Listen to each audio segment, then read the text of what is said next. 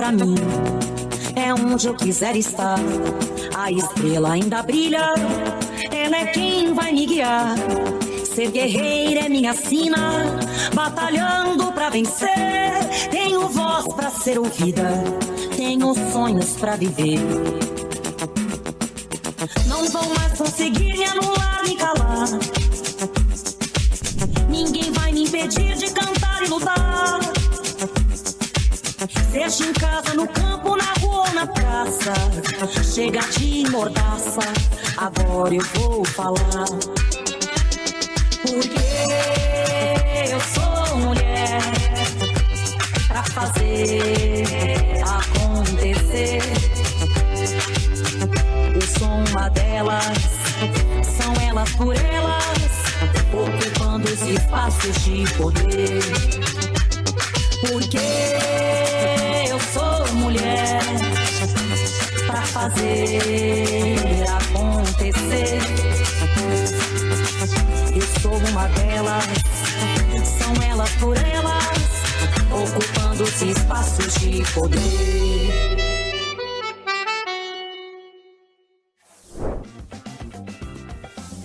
Começa agora o TV Elas por Elas. E na aula de hoje vamos falar sobre mulheres e a luta por direitos trabalhistas, com Hélida Miranda, liderança sindical. Eu me chamo Hélida Miranda, sou filiada, ao Partido das Trabalhadoras e dos Trabalhadores aqui do estado de Alagoas, em Maceió.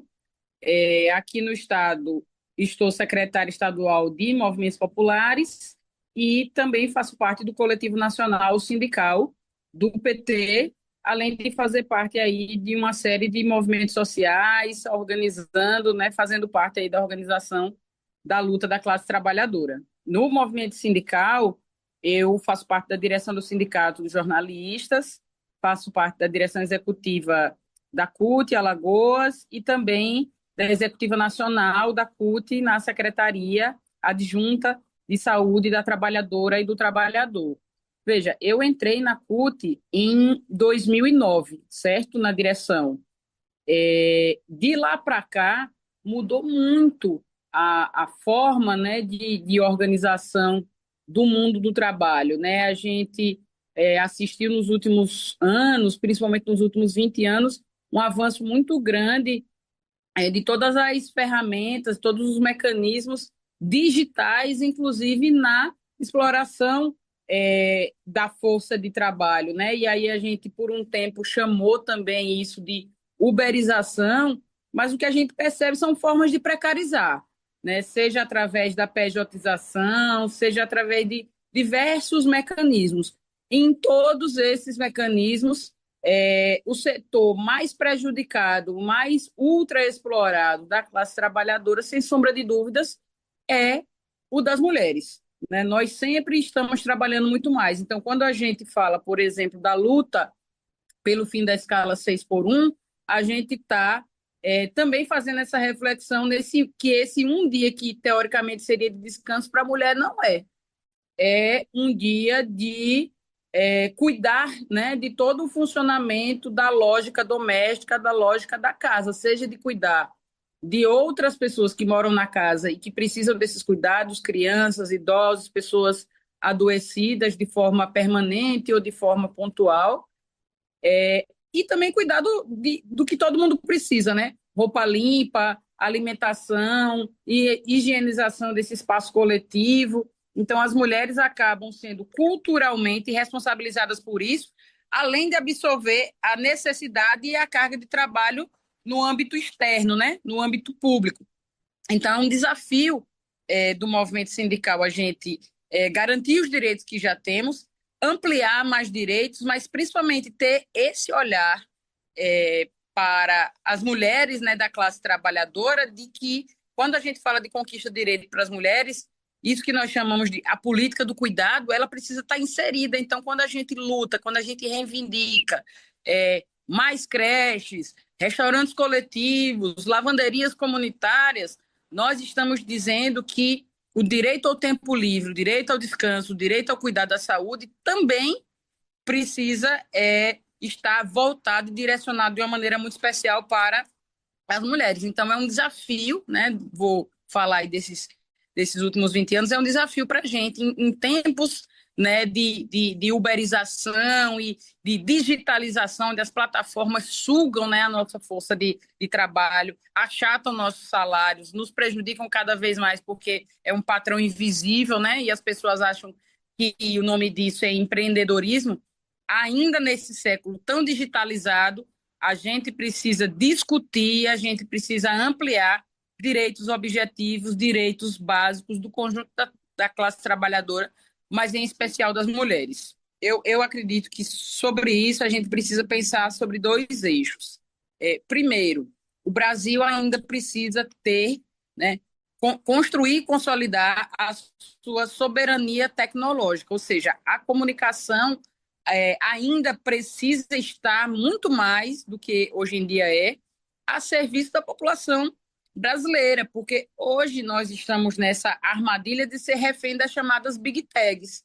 Então, tudo que a gente tem em termos de rede social, seja qual for a plataforma, nós estamos falando de entregar, vamos dizer assim, de bandeja os nossos dados, inclusive dados sensíveis, para outras nações. E isso vai desde as nossas fotografias pessoais, particulares, em redes sociais que funcionam como álbum, né, de fotografia, que hoje a gente não faz mais o álbum que a gente fazia há 30 anos atrás, né, que mandava imprimir a fotinha e guardava naquele álbum com a capa enfeitadinha, bonitinha. Não, a gente posta na rede social. Então, desde esse simples gesto de guardar nossa fotografia até dados bancários, né, Pix, dados de declaração de imposto de renda, tudo isso está nas mãos de grandes empresas, das chamadas Big Techs da comunicação de outros países.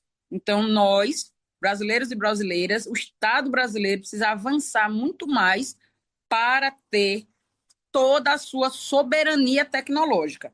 Esse é um debate urgente que a gente precisa fazer. Em relação ao machismo, nós precisamos avançar muito mais nessa luta, né, com resultados concretos, porque a gente avançou, por exemplo, do ponto de vista da legislação eleitoral. Então, a gente tem fundo eleitoral público obrigatório para as mulheres, cota para as mulheres nas chapas que disputam as casas legislativas, mas o machismo estrutural que está presente, que está enraizado na sociedade, ele consegue ainda subverter tudo aquilo que são conquistas nossas. Então, as cotas são facilmente manipuladas por eles e as mulheres muitas vezes são submetidas a ser laranjas, né, a ser complemento das chapas que elegem homens.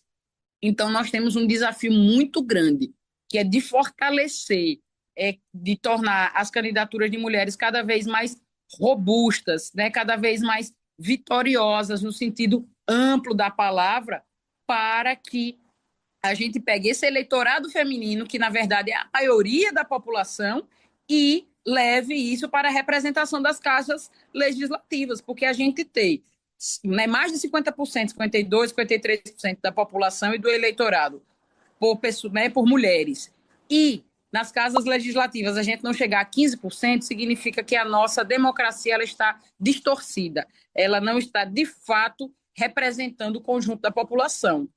Então, precisamos de mais mulheres nos espaços de poder, e não é só a mulher que é parente, esposa, prima, irmã, né? Então, esse compromisso é um compromisso nosso, do Partido das Trabalhadoras e dos Trabalhadores, do movimento de mulheres, de fortalecer as mulheres para que a nossa democracia ela seja realmente representativa e que ela seja o espelho da composição da nossa sociedade.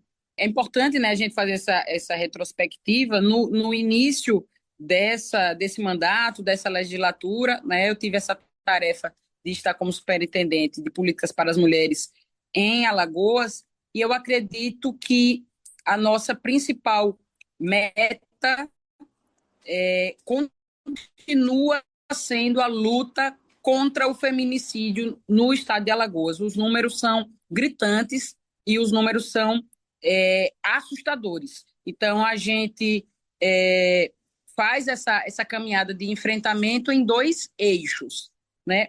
O primeiro eixo é esse eixo do enfrentamento à violência, onde a gente acolhe, né, as vítimas, e aí eu destacaria nesse período, né, aí do início de 2023, 2024, nós construímos o complexo de acolhimento às mulheres vítimas de violência, né, onde tem desde o atendimento multidisciplinar com advogada, psicóloga e assistente social até o abrigamento da mulher com seus filhos menores de idade, aquela que é vítima de violência, e os encaminhamentos adequados.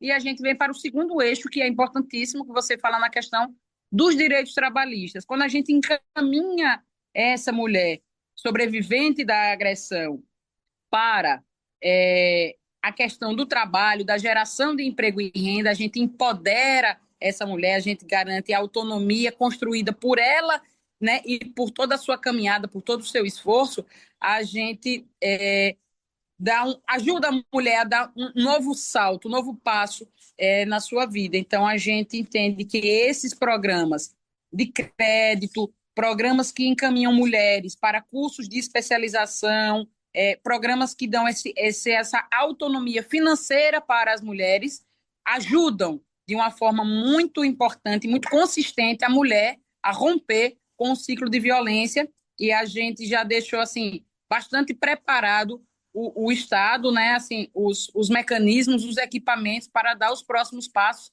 e para fazer esse atendimento em rede, porque a gente entende que não é só o Estado de Alagoas, mas cada município do nosso Estado precisa estar preparado para acolher essas mulheres vítimas, fazendo um trabalho integrado.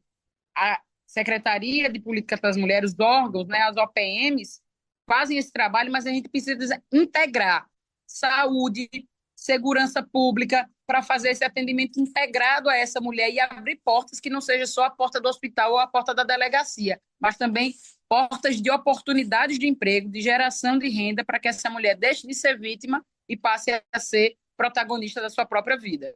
É muito importante a gente falar sobre esperança e sobre aquilo que a gente já conquistou, porque se a gente não precisa nem ir muito longe, se a gente for pensar em 6 anos atrás, por exemplo, se a gente dissesse, olha, o presidente Lula lá preso, e a gente falando sobre, olha, vamos lutar para quem ganha até R$ 5.000, ser isento de imposto de renda. Alguém diria, nossa, que absurdo, que utopia, esse pessoal está longe da realidade.